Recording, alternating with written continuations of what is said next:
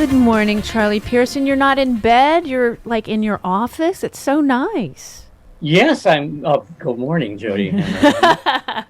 I'm enjoying the bright sunshine and the cross ventilation. But I only have eyes for you. Aw, same here. And you have a baseball hat on for me. I do. I'm wearing a baseball hat for you, Steph. Thank you. How's Mom? Mom looked great in the photo. Mom is a badass. Mom is amazing. She really She's is. 99. I wear. It's time for God to give Mom a break too. By the way. Yeah. I know.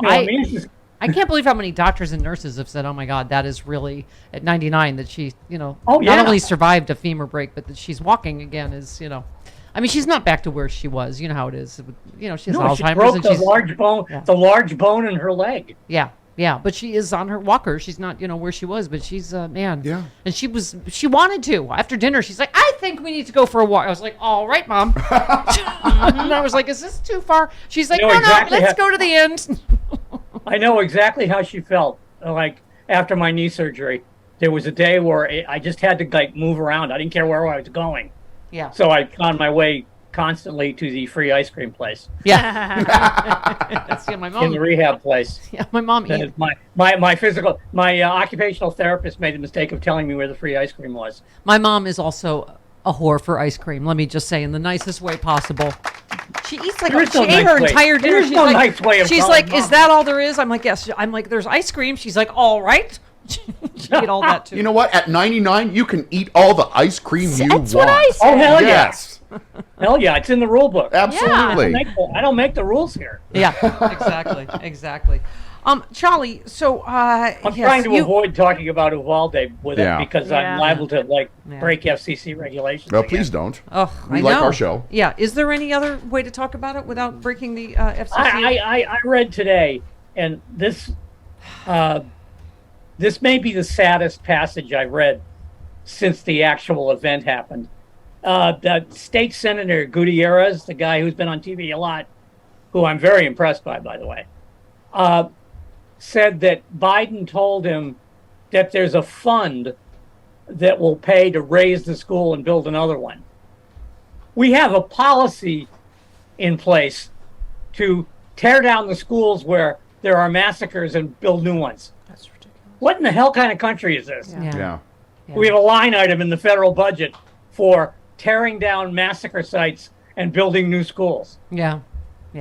No, we were saying all of it, all the details. The little boy that was shot was in the hospital and hadn't cried yet because he was mostly scared to tell his dad he lost his glasses in the mass shooting. Is this the nation? The little girl, of course, everyone's talking about that smeared her best friend's blood on her so the gunman would think she's dead. I mean, we can't be raising a generation like this. That is so heartbreaking, but at the same time, it shows an uncommon cool-headedness under fire. Yeah. Yes. I mean, for somebody at that age, my God. No, somebody just said the story of his 6-year-old telling him, "Don't worry, Daddy, we trained for this." She said he's 6. He's not a Marine. He shouldn't have to train for this. Right. I mean, one of the 19 children killed last week likely bled out in the more than an hour it took law enforcement to confront and neutralize the gunman. A state senator said yesterday. An hour. Yeah. Cops in the hallway for an hour. The mom told me her child had been shot by one bullet through the back and through the kidney area. The first responders they eventually talked to said their child likely bled out. In that span of 30 or 40 minutes extra, that little girl might have lived. I mean, everything we learn it makes this worse, right? Them saying, oh, well, we had the gunman contained, barricaded. It's like, while we get all these stories about the kids are on the calling 911, saying, help us. He's in here with us. I mean, it's Charlie, I don't know what else to say, right? About you did the New York Times.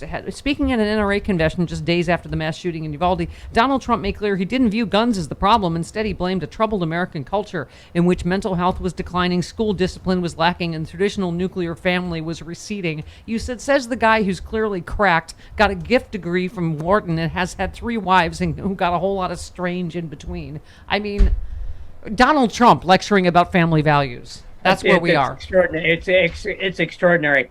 But my friend Tail Gunner Ted Cruz gets the prize, where he gave the speech and blamed everything except guns. Right.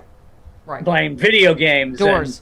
the end of the nuclear family and a lack of fiber in our diet or something. I have no idea. Did he blame the doors in addition to actual doors? Yeah. No, that was a few days earlier when he started talking about doors. Well, you just said there were good guys with guns. His brain truly was squirming like a toad. Yeah. Yeah. I mean, you pointed out in your piece this week, Charlie, Uvalde spent 40% of its budget on a police force last year. You said they spent 40% in January. They got $500,000 from Governor Abbott's Operation Lone Star, a program designed to show how tough Abbott is on border issues. There were good guys and they had guns, and it didn't matter because the shooter had better ones. And then you wrote in a whole other piece, law enforcement's attempt to cover its own ass in the Robb Elementary tragedy is unforgivable. I mean, it really is. And it's sort of astounding. No, I mean, you got parents in that town who just want the straight story. Mm-hmm. They want to know how their kids died. That's it. That's all they care about. But 19 cops waited an hour. 19 cops wait until the elite Border Patrol team said, just get out of the way. I mean, didn't even coordinate with them. I mean, what did it take? 5 minutes for the cops to jump on George Floyd's neck? Mm-hmm. Yeah. I mean, for passing a phony $20 bill? Yeah. And yet these guys wait an hour in the hallway while, tiny children are being ventilated. But we've got him isolated. Yeah, you got him isolated in a room with a bunch of victims. Right. Representative Mo Brooks said Sunday he does not support a new gun safety laws because firearms might be needed to take back our government. Oh, God. Oh my God. Yeah, there's a lot of that floating around the last couple of days. They've gone back to refreshing the tree of liberty. Yeah, those people get such a chubby for this fantasy that they can overtake the American government when the American government has them way outnumbered. Yeah. Well, also outgunned.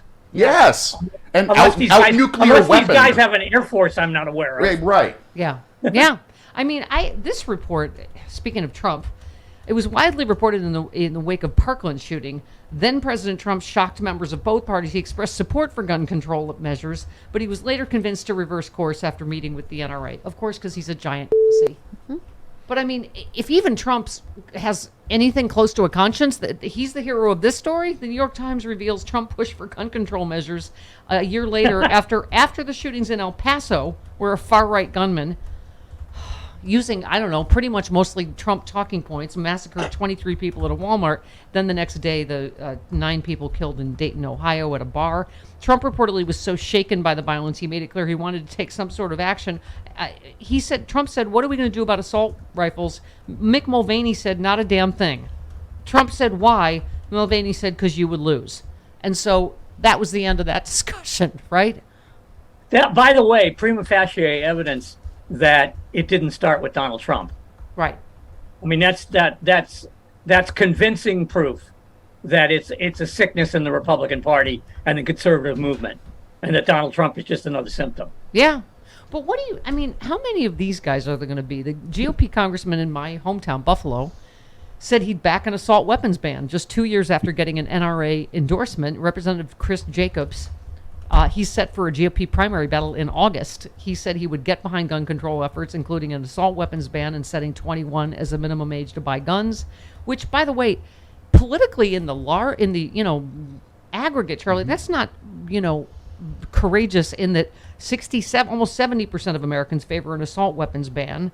72% support raising the minimum age. But within the Republican Party, is he going to get primaried out for this? Oh, he absolutely will get primaried. Yeah, he said individuals can buy beer. They can't buy beer. They can't get cigarettes. I think it's perfectly reasonable. The age limit, at least for those highly lethal, high capacity semi-automatic weapons, should be 21. Well, if he gets primaried for that, for what 70% of Americans agree with, then you're right. This party's just lost. No, it's become, in so many ways, a very dangerous cult. Yeah. It has a number of different fetish objects. The Keystone Pipeline, Donald Trump, the Bible, or their interpretation of the Bible, which is bizarre. And now, this guy Mastriano, who's running for governor in Pennsylvania, he opens his campaign by blowing the shofar. I mean, what the hell is that? He's not running. He's not running to be king of Israel. Right. He's not running to be the pharaoh. He's running to be governor of Pennsylvania. Yeah. I don't get these people. I mean, they've gone so far down the road that they're really afraid to walk back. Because the monsters have closed the road behind them, basically. Yeah. Well, Trump said at the rally, this latest rally, that January 6th was a hoax. So, first of all, he's just this stupid, repetitive bull and words he says every time. It's just so COVID was a hoax. Now what? It didn't happen. But the problem is some percentage of the country just believes him, even though every court, every Trump-appointed judge, everyone in his administration says there was no election fraud.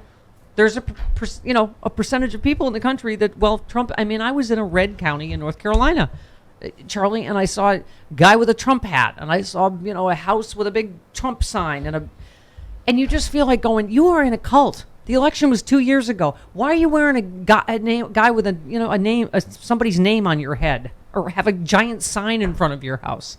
It's a cult. It is, and like I said, it's a very large cult with a very great number of fetish objects. He just happens to be one of them. Right, you retweeted. And he happens to be the most recent one. You retweeted someone named Nick Adams who said President Trump was on a path to be a double Hall of Fame athlete. What? In the Major League Baseball and the PGA Tour. However, God called him to business and saving the world. Trump has sacrificed so much for his country. Oh my God. And you just said, remember how we all laughed at the reports of Kim Jong-un's golf game? Yeah, that was cool. I mean, oh my God, this big tub of goo, you think he was going to be a professional athlete of any kind? Oh my God. Maybe based on body type, golf. Oh my God. No. A Hall of Fame baseball player? No. I mean, has the guy looked at Mookie Betts recently? But I was saying, Charlie, I was imparting that the guy also had a veteran sign outside his house, Tea Party flag, American flag, giant Trump sign, and I just felt like knocking on the door if I wouldn't have been shot. But just saying, what, this giant draft dodging, see, really?